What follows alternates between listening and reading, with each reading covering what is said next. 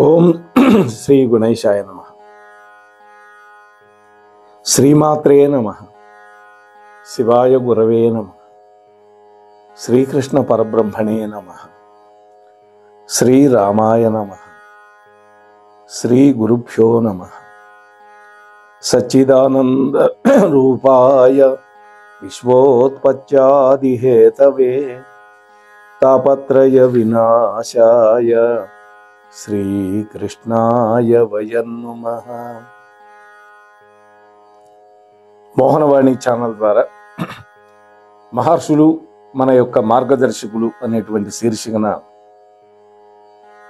నరనారాయణ మహర్షుల యొక్క చరిత్రని అత్యంత భక్తి శ్రద్ధలతోటి ఆసక్తితోటి శ్రవణం చేస్తున్నటువంటి భక్తామ తల్లులకు తండ్రులకు ముందుగా నా యొక్క సాధువాదాలు. నిన్నటి రోజున మనం మొదటి ఎపిసోడ్లో శ్రీ మహావిష్ణువు యొక్క 21వ అవతారంలో ఉద్భవించినటువంటి నరనారాయణ అవతారం 4వదని చెప్పుకున్నాం. 21 అవతారాలు ఇస్తాడు. అందులో నిన్న దేవేంద్రుడి యొక్క పరాభవం, ఊర్వశి యొక్క సృష్టి, ప్రహ్లాదుడికి జ్ఞానోదయం కావటం, ఇవన్నీ కూడా చెప్పుకున్నాం. ఈ రోజున 2వ ఎపిసోడ్లోకి మిమ్మల్ని అందరినీ ముందుగా స్వాగతిస్తూ ఉన్నాను. ఒకప్పుడు సహస్ర కవచుడు అనేటువంటి ఒక రాక్షసుడు ఉన్నాడు. అంటే 1000 కవచాలు కలిగినటువంటి వాడు. అంటే ఆ కవచాలు మానవ నేత్రానికి ఏం కనపడవు, కనపడకుండా రక్షిస్తూ ఉంటాయి అన్నమాట. అంటే వరప్రభావం వల్ల అలాంటి కవచాలు వాడికి ఏర్పడ్డాయి. 1000 కవచాలు ఉండటం వల్ల వాడి యొక్క శరీరం దుర్భేద్యంగా మారిపోయింది. వాడి శరీరాన్ని ఏ అస్త్రం కూడా తాకలేదు, చెనకలేదు. ఆ గర్వంతో విర్రవీగాడు, లోకాలకి ఉపద్రవం కలిగించాడు. రాక్షసుల యొక్క స్వభావం అంటే వరాలు పొందుతారు, వరాలు పొందిన తర్వాత లోకం మీద విజృంభిస్తారు. ముఖ్యంగా దేవతల మీద, బ్రాహ్మణుల మీద, ఋషుల మీద వాళ్ళ ప్రతాపం చూపిస్తారు. వాడి యొక్క సహస్ర కవచాలను ఛేదించాలి అంటే 1000 అస్త్రాలు కావాలి. ఒక్కొక్క అస్త్రం సంపాదించడానికి 1000 సంవత్సరాలు తపస్సు చేయాలి. అలాంటి దివ్యాస్త్రాలతో మాత్రమే వాడికి మరణం సంభవిస్తుంది. అది బ్రహ్మ ఇచ్చిన వరం వాడికి. అందుకే వాడిని ఎవరూ జయించలేకపోతున్నారు, చంపలేకపోతున్నారు. దేవతలు వచ్చి బదరికాశ్రమంలో తపస్సు చేసుకుంటూ ఉన్నటువంటి నరనారాయణులను ప్రార్థించారు. బదరికావనం అంటే బద్రీనాథ్. ఇప్పుడు మనం చెప్పుకునే బద్రీనాథ్. 2024 సెప్టెంబర్లో మేము బద్రీనాథ్ వెళ్ళాం. అక్కడ ఇవన్నీ చూసాం. నరనారాయణ ఆశ్రమాలు, మానా విలేజ్కి వెళ్ళే దారిలో వ్యాస గుహ, గణేష గుహ, సరస్వతి నది, పాండవులు ప్రస్థానం మొదలుపెట్టినటువంటి ప్రదేశం, ఇవన్నీ కూడా చూసాం. అటువంటి బదరికావనంలో తపస్సు చేసుకుంటూ ఉన్నటువంటి నరనారాయణుల దగ్గరకు వచ్చి దేవతలు మొరపెట్టుకున్నారు. అప్పుడు నరనారాయణులు అంగీకరించి వాడి యొక్క కవచాలు ఛేదించేటటువంటి దివ్యాస్త్రాలను సంపాదించడం కోసం ఘోరమైనటువంటి తపస్సు మొదలుపెట్టారు. ఈ విషయం తెలిసింది సహస్ర కవచుడు. వెంటనే వాళ్ళని యుద్ధానికి ఆహ్వానించాడు. అప్పుడు నరనారాయణుడి ఇద్దరిలో ఒకళ్ళు తపస్సులో ఉంటే మరొకరు యుద్ధం చేస్తూ ఉండేవారు. అస్త్ర సంపద కోసం ఆ విధంగా వాళ్ళు ఒకరి తర్వాత మరొకరు తపస్సు చేస్తూ, ఒకరు తపస్సు చేసేటప్పుడు మరొకరు యుద్ధం చేస్తూ వాడి శరీరం మీద ఉండేటటువంటి 999 మంత్రపూతమైనటువంటి కవచాలను ఛేదించారు. ఇంకెన్ని మిగిలినవి? 1. ఆ చివరి కవచం వీళ్ళు ఛేదించకముందే వాడు మరణించాడు. కొన్ని పురాణాల్లో వాడు మరణించలేదు, పారిపోయి సూర్యుడి యొక్క ఆశ్రయాన్ని పొందాడు అని ఉన్నది. సూర్యుడిలో చేరిపోయినాడు. చివరికి మిగిలినటువంటి ఆ ఒక్క కవచంతోనే సహజ సిద్ధమైనటువంటి కవచ కుండలాలతోటి కర్ణుడిగా పుట్టాడు ద్వాపర యుగంలో. అందుకే ఆ ఒక్క కవచంతో పుట్టినటువంటి కర్ణుణ్ణి మహాభారతంలో వధించడానికి నరనారాయణులు శ్రీకృష్ణార్జునులుగా వచ్చారు. చివరికి కర్ణుడు అర్జునుడి చేతిలో మరణించాడు, నరుడి చేతిలో మరణించాడు. మరొక ఘట్టం, ఒకసారి నారద మహర్షి బదరికాశ్రమానికి వచ్చి నరనారాయణులకు దర్శనం ఇచ్చాడు. వచ్చి ఒక ప్రశ్న అడిగాడు, ఓ నరనారాయణ మహర్షులారా, సిద్ధి పొందాలంటే దేనిని ఆరాధించాలి అని అడిగాడు. అప్పుడు వాళ్ళు అన్నారు, ఓ నారద, ధ్రువము, అచలము, ఇంద్రియాలకి అగోచరము, సూక్ష్మము, అనుపమానము, సర్వములకు అంతరాత్మ అయినటువంటి ఒకే ఒక తత్వం ఉంది. అది వెలిగిపోతూ ఉంటుంది. దానిని తప్ప మరి దేనిని ఆరాధించకూడదు. దానిని ఆరాధిస్తే మాత్రమే సిద్ధి పొందగలుగుతాం. ఈ లోకంలో లేదా ఏ లోకంలోనైనా అంతకు మించి సేవింపదగినటువంటి వస్తువు లేనే లేదు. బ్రహ్మ మొదలుగా సకల భూతాలు ఆ తత్వంలోనే నిండి నిబిడీకృతమై ఉన్నాయి అన్న నరనారాయణులు. మనం చెప్పుకునేటటువంటి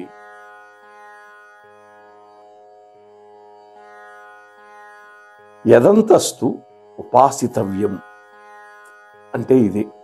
అంటే లోపల బయట ఏదైతే ఉన్నదో ఉపాస్య వస్తువు, వాస్తవానికి అది బాహ్యమైనటువంటిది కాదు. అంటే లోపల ఉండేదే ఉపాస్య వస్తువు, బయట కనపడదు. అది రోజు మంత్రపుష్పంలో మనం చెప్తాం, సబ్రహ్మ సశివ సహరి ఇంద్రస్సోక్షర పరమస్వరాట్ అంటాం కదా. అది అక్షరమైనది, అదే బ్రహ్మం. బ్రహ్మదేవుడు కాదు, పరబ్రహ్మం. అదే హరి, అదే ఇంద్రుడు, అదే పరమస్వరాట్ అని దీనికి అర్థం. మనం ఎంత పూజ చేసినా కూడా నేను చేసినటువంటి ఈ పూజ బాహ్య పూజే అయినప్పటికీ, దీనిని నేను ఇంద్రియాలతో చేసినప్పటికీ, నోటితోటి, శరీరంతో, చేతితోటి చేసినప్పటికీ, ఈ పూజ సర్వ జగత్తుకి మూల కారణమైనటువంటి అంతర్వస్తువు ఏదైతే ఉన్నదో దానికి చెంది దాని నుంచి నాకు ఫలం లభించాలి. నేను ఆ సత్య వస్తువును స్మరిస్తూ ఉన్నాను అని మనం చెప్పుకుంటాం. దానివల్ల ఆ సత్పదార్థంతో చేసినటువంటి ఈ చిన్న పూజ, ఈ క్రియ ఫలప్రదం కావాలి. అట్లాగే భక్తిలో, శ్రద్ధలో కూడా శూన్యమే అయినా నేను చేసే ఈ పూజ అంతర్వస్తువుగా పరమాత్మను నేను స్మరించటం వల్ల ఫలప్రదం అగుగాక అని మంత్రపుష్పం చెబుతుంది. ఆ మంత్రపుష్పం యొక్క ఉద్దేశ్యం కూడా ఇది. పూజంతా అయిపోయే సమయంలో ఒక మాట చెప్తాం మనం, క్షమాప్రార్థన. మంత్రహీనం, క్రియాహీనం, భక్తిహీనం అంటాం కదా. ఆ అనడంలో అంతరార్థం కూడా ఇది. అది గనక లేకపోతే మనం చేసినటువంటి పూజ నిష్ఫలమైపోతుంది. కేవలం భౌతిక పూజ యథార్థం అనుకోకూడదు మనం. ఒక యజ్ఞం కానీ, ఒక పూజ కానీ సహజంగా మనకు తెలియకుండానే లోపాలతో ఉంటుంది. లోపం లేకుండా చేయగలిగినటువంటి పని ఏమిటి అంటే మనలో ఉండే అంతర్వస్తువుని ఒకసారి ధ్యానించి మనలో ఉండేటటువంటి ఆత్మ పరమాత్మని ధ్యానం చేసి నమస్కరించి అక్కడ ఒక పుష్పం పెట్టాలి. అదే హృదయ పుష్పం.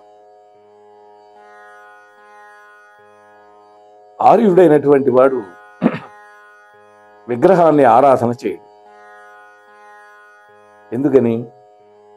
విగ్రహాన్ని ఆరాధిస్తున్నారు అని తెలియని వాళ్ళు ఈ మాట అంటుంటారు. అంటే విగ్రహాన్ని పూజిస్తూ మనలో ఉండే అంతర్వస్తువుని, ఆ సూక్ష్మ వస్తువుని సహజంగా మన హిందువులు ధ్యానం చేస్తూ ఉంటారు. ఆ విగ్రహంలో కూడా అంతర్యామి ఉన్నాడు అనేటువంటి ఒక భావన మనలో ఉంటుంది. తన లోపల ఉండే వస్తువుని ఆరాధన చేసుకొని తనంతట తాను అంతర్ముఖుడు కాలేడు. అందువల్ల ఏం చేస్తాడు? బయట ఒక సుందరమైనటువంటి విగ్రహాన్ని కానీ ఒక ఫోటోను కానీ పెట్టుకొని మనం పూజించేటటువంటి దేవత అందులో ఉన్నట్లుగా భావన చేసి పూజ చేస్తాడు. కానీ లోపల ఉండే వస్తువు ఫలాన్నిస్తుంది అనేటువంటి విషయాన్ని మాత్రం మనం జ్ఞాపకం పెట్టుకోవాలి. ఇక్కడ ఆర్యుడు అంటే అదేదో ఉత్తరాది వాడు కాదు, అంటే జ్ఞానం కలిగిన వాడు అని.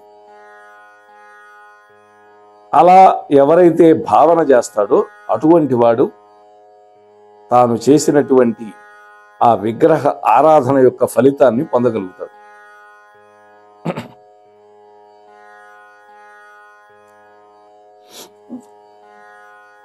విగ్రహంలో ఏమున్నది?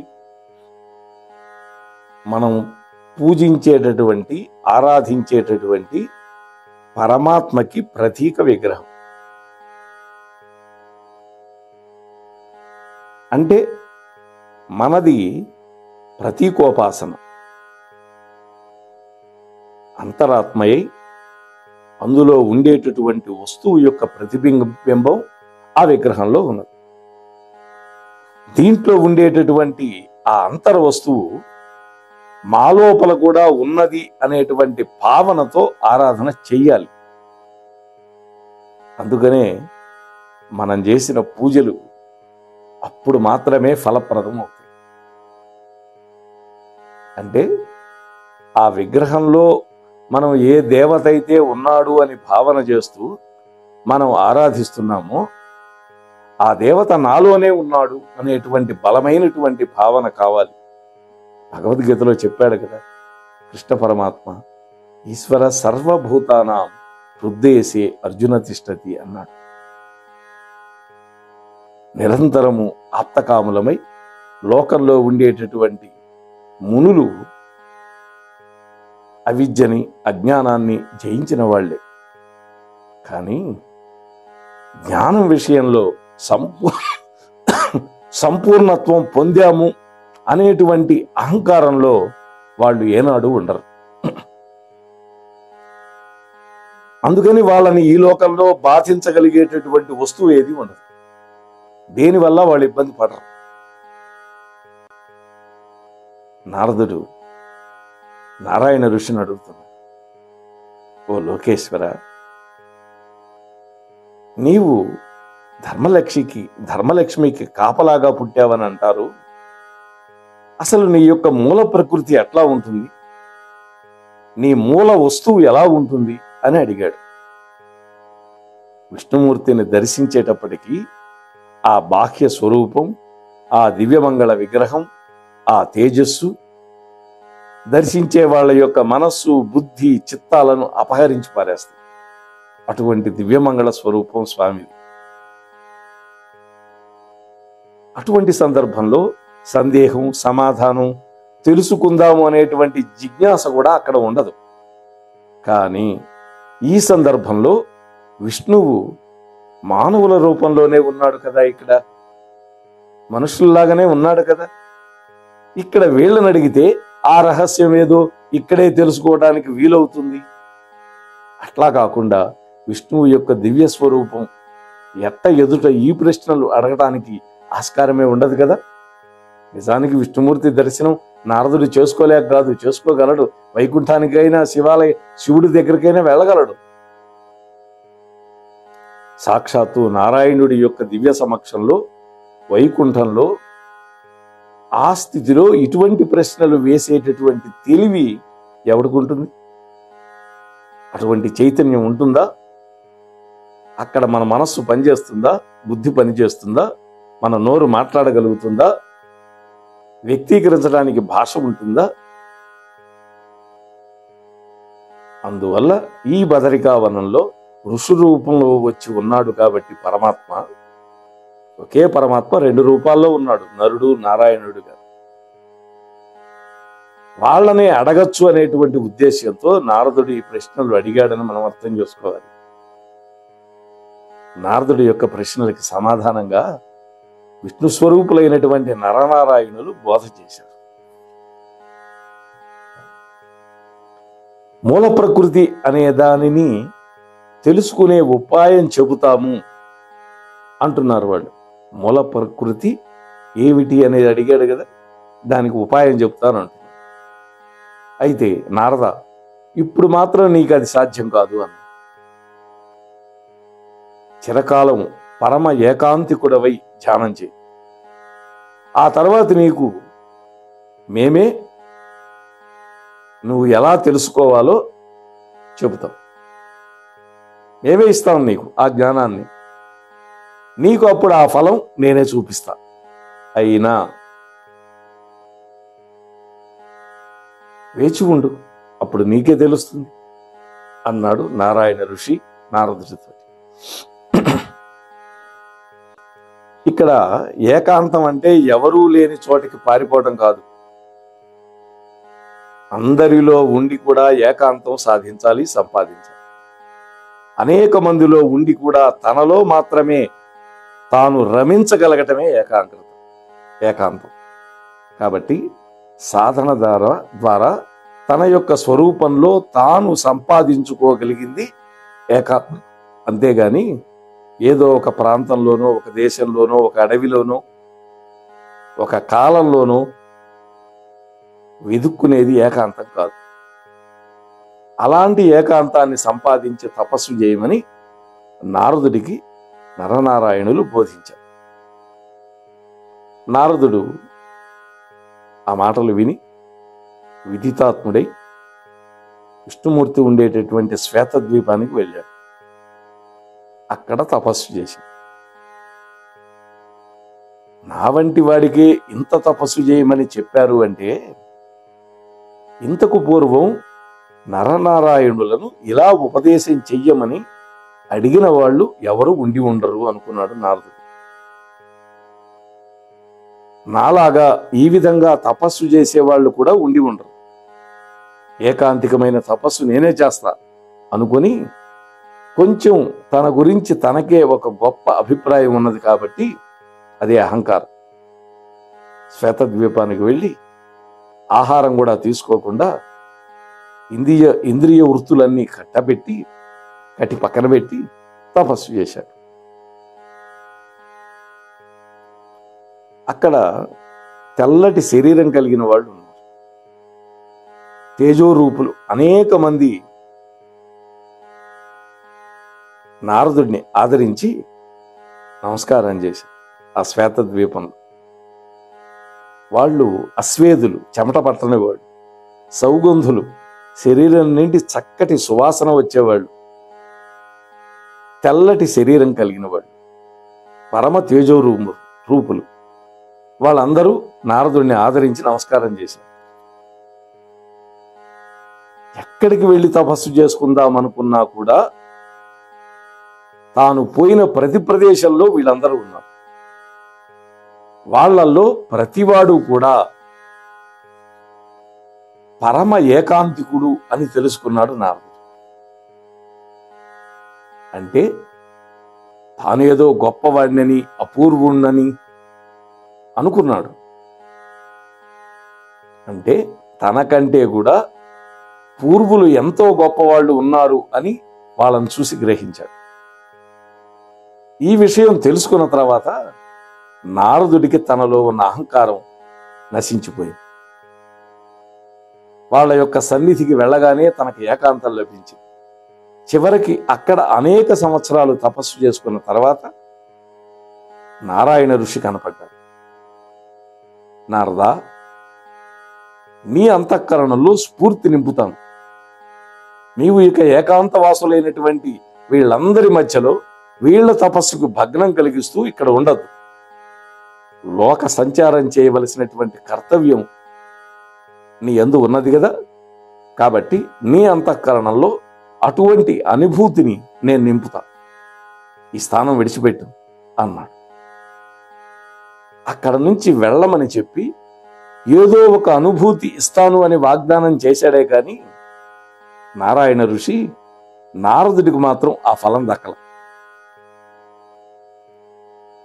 నారదుడు శాపగ్రస్తుడైన. ఎందుకని? గతంలో బ్రహ్మ తాను సృష్టించినటువంటి వాళ్ళందరినీ నారదుడు భక్తి మార్గం రక్తి మార్గం లేకుండా చేసేసరికి బ్రహ్మ కూడా శాపం పెట్టాడు. అంతేకాదు, దక్షుడు కూడా శాపం పెట్టాడు. దక్షుడు తన పుత్రులందరినీ సంసార మార్గంలో దింపాలి అనుకుంటే వాళ్ళు నివృత్తి మార్గానికి మళ్లించాడు నారదుడు. అందుకని దక్ష ప్రజాపతి కూడా శాపించాడు. ఏమని? నువ్వు ఎప్పుడు లోకాలన్నీ తిరుగుతూ ఉంటావు అని. తన సంసారం అయితేనే, లోక సంసారం అయితేనే, ఇంకొకళ్ళ సంసారం కూడా తనది కావచ్చు కదా. వాళ్ళని గురించి మమకారంతో తిరిగితే చాలు. కాబట్టి సంసారంలో చరించడం అనేది నారదుడికి శాపం. అది లోకానికి వరమైంది. అంటే ఎక్కడెక్కడ ఏమి జరుగుతాయో అన్నీ తెలుసుకునే శక్తి ఆయనకున్నది. ఎవడిలో దుఃఖం కలిగినా, ఎవడిలో ఆవేదన కలిగినా తీర్చగలిగేటటువంటి తత్వం నారదుడికి ఉంది. వ్యాసుడు నిర్వేదంలో ఉంటే బోధించి భాగవతం రాయించాడు. వాల్మీకి మహర్షి నిర్వేదంలో ఉంటే రామకథ చెప్పి రామాయణం మనకు వచ్చేటట్టు చేశాడు. అంటే నారదుడి యొక్క దేశ దిమ్మరితనం ఏదైతే ఉందో అది లోకానికి ఒక వరంగా పరిణమించింది. నారద మహర్షి విరాగి అయి కూడా సంసారాన్ని చూస్తూ తిరుగుతూ ఉంటాడు. సంసారాలు ఇళ్లకు వెళతాడు, వాళ్ళకు కావలసిన బోధ చేస్తాడు. బ్రహ్మదేవుడు కూడా ప్రకృతి మార్గాన్ని శాసించేవాడు. ఈ వేదాలు యజ్ఞాలు అన్నీ కూడా బ్రహ్మదేవుడి యొక్క ముఖాల్లో నుంచి వచ్చినవే. ఇది ప్రవృత్తియే తప్ప నివృత్తి కాదు. ప్రవృత్తి అంటే సంసార మార్గం, నివృత్తి అంటే జ్ఞాన మార్గం, అదే మోక్ష మార్గం. జ్ఞాన మార్గం ఇది కాదు అని ఘంటాపథంగా జ్ఞానులు పెద్దలు చెబుతూ ఉంటారు. సృష్టి ప్రవర్తిల్లి జీవులు శరీరాలు ధరించి తమ యొక్క కర్మానుభవాన్ని పొందటం అనేది బ్రహ్మదేవుడి యొక్క అభిమతం. అందుకని ఇలా జరుగుతూ ఉంటుంది లోకంలో.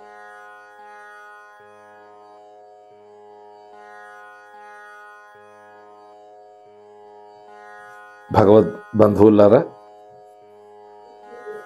ఈ విధంగా నరనారాయణుల యొక్క లీలలు మనం చూస్తూ ఉన్నాం. రేపటి రోజు మరికొన్ని లీలల్ని మీతో ముచ్చటించే ప్రయత్నం చేస్తాను. అంతవరకు మీ వద్ద సెలవు పుచ్చుకునే మీ ధర్మవరపు వెంకటరమణ. స్వస్తి. మోహన్వాణి తెలుగు పోడ్కాస్ట్ వింటున్న శ్రోతలందరికీ హృదయపూర్వక ధన్యవాదాలు. వినండి, వినిపించండి, వింటూనే ఉండండి మోహన్వాణి తెలుగు పోడ్కాస్ట్. మీరు వింటున్నారు మోహన్వాణి. మా కార్యక్రమాలు మీకు నచ్చితే ఇప్పటివరకు మా ఛానల్కి సబ్స్క్రైబ్ చేసుకోకపోతే వెంటనే ఈ క్షణమే సబ్స్క్రైబ్ చేసుకుని ఆ పక్కనుండే బెల్ బటన్ని మ్రోగించి అందరికీ షేర్ చేసి మీ విలువైన కామెంట్ను కూడా చేసి మమ్మల్ని ప్రోత్సహిస్తారని కోరుతున్నాను.